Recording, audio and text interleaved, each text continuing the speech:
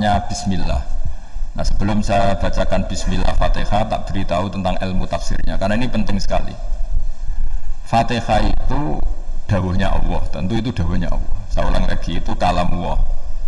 Tapi yang sudah diberikan kesampaian ke kita semua. Sehingga seakan-akan itu menjadi dawuhnya kita ke Allah.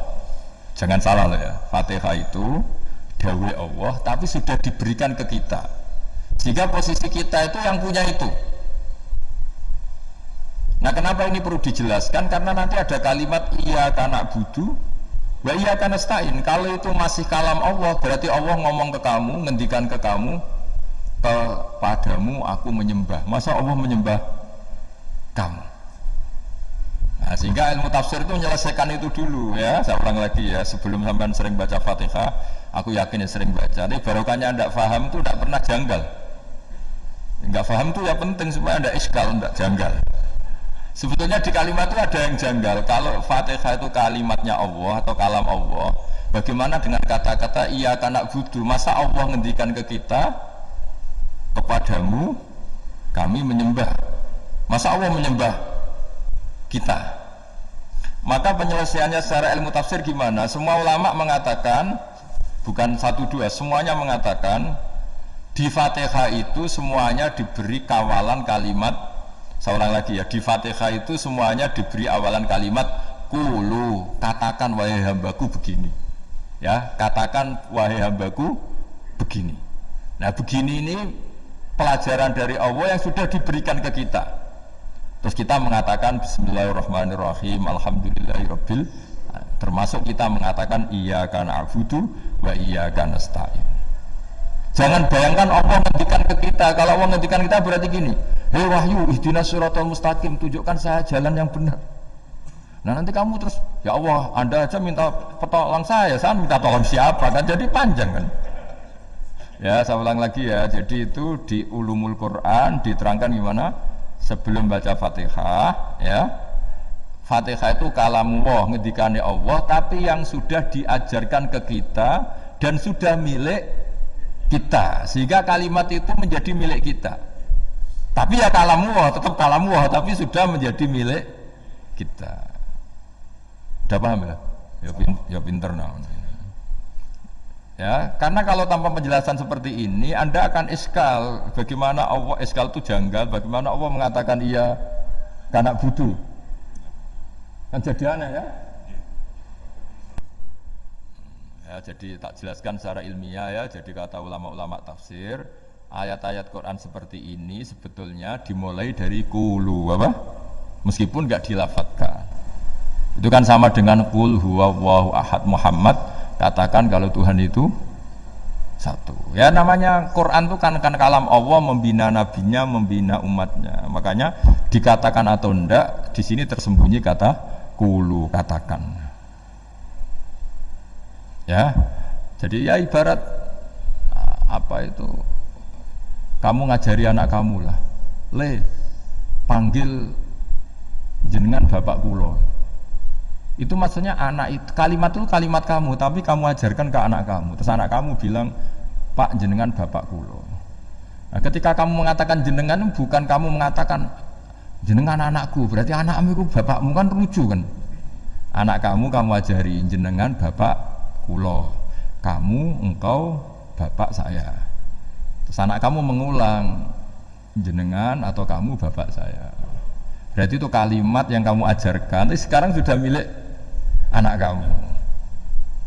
Kalau itu kalimat kamu kan lucu, masa anak kamu bilang bapak. Nah, itu seperti itu. Jadi ulama memberi solusi atau jawaban iyyaka na'budu.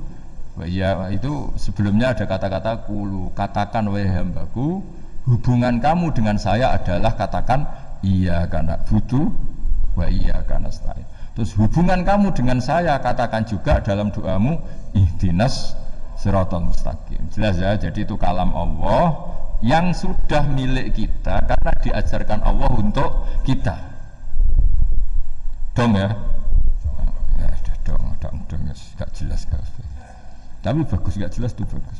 Kalau kamu jelas gak jadi dikrem, jadi gubernur.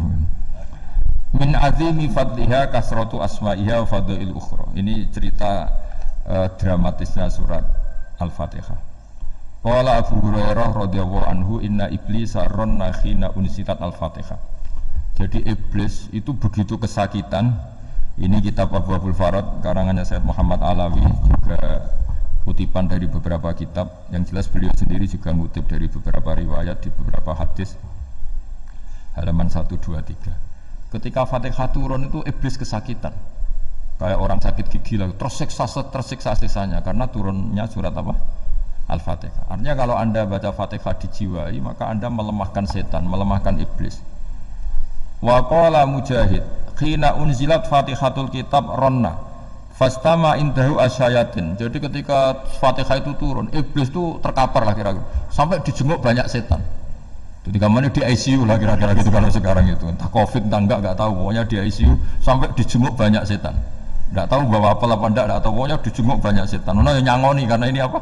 Ketuanya apa? Pingsan, sakit. Jadi iblis itu sakit sampai dijenguk anak buahnya setan-setan. Ya semoga kalian semua tidak kenal setan. Kalau kenal berarti teman, apa? Wa qalu misla dzalik wa qala lahum laisa mimma taquluna syai'un walakin unzilat suratun laisa ajru qailiha illa an harrama alaihi nar jahannam. Saya ini bukan sakit fisik kata iblis. Kamu tidak usah jenguk saya, datangkan dokter terbaik, tidak usah. Saya ini tidak sakit fisik. Saya ini sakit karena ada surat yang diturunkan, yang pahala yang melafatkan surat itu pasti selamat dari neraka. Padahal misi terbesar saya ini supaya manusia masuk neraka. Sekarang punya tamengnya. Gue pusing kan? Ya seperti orang lah, goda sampeyan ternyata sampeyan setia, itu kan pusing. Nah ternyata tidak setia, itu yang akhirnya ribet kan itu. Jadi iblis itu cita-cita terbesarnya kan semua orang itu masuk neraka. Nah sekarang turun satu surat yang gara-gara surat itu siapapun yang baca dijamin selamat dari neraka. Jadi walakin unzilat suratun laisa ajru qailiha illa an harramallahu alaihi nar jahannam. Karena jadi dia shock lah itu. Kalau orang di Jawa itu bilang shock. Aduh sial nasib saya ini umat nggak bisa saya goda lagi karena tamengnya tadi punya. Qad tolakaidukum wa makrukum. Rekayasa kalian sekarang itu tidak ada gunanya semua. Nah, ini alhamdulillah di Indonesia kelihatan kan banyak yang miskin, banyak yang susah. Tapi selagi mereka masih sholat, itu keinginan mencari halal itu masih tinggi. Kayak apa kita di tengah kota, jauh dari anak istri, jauh dari tetangga. Biasanya kalau orang jauh dari anak istri tetangga kan sakar PDW. Tapi yang soleh masih banyak, sudah jauh dari keluarga tetap lurus. Loh kalau yang dekat lurus kan wajar, konangan wong akeh gitu. Ini sudah jauh masih lurus. Nah ini nggak lepas dari barokahnya surat apa? Surat Fatihah tadi. Jadi karena ada surat yang menjamin pelafalnya atau qailiha terbebas dari api neraka. Wa qalat asyayatinu lahu is ayusai'an ta'muruna ya maulana. Faqala lahum idhabu wajtahidu hatta tukhfilu qulubahum hatta la yaqulu hadhihi surah. Lalu kita gimana? Jari para setan gitu. Lalu kita gimana? Terus kata iblis, sudah bikin mereka lupa sehingga tidak baca lagi. Selagi masih baca kita pasti kelak. Jadi kalau sampean sudah jarang baca Fatihah itu berarti sudah bagian dari kemenangan apa? Iblis. Jadi kalau sampean sudah jarang baca Fatihah itu berarti bagian dari kekalahan Anda, kemenangan iblis. Masih sering baca? Berapa kali? Terus apa lagi?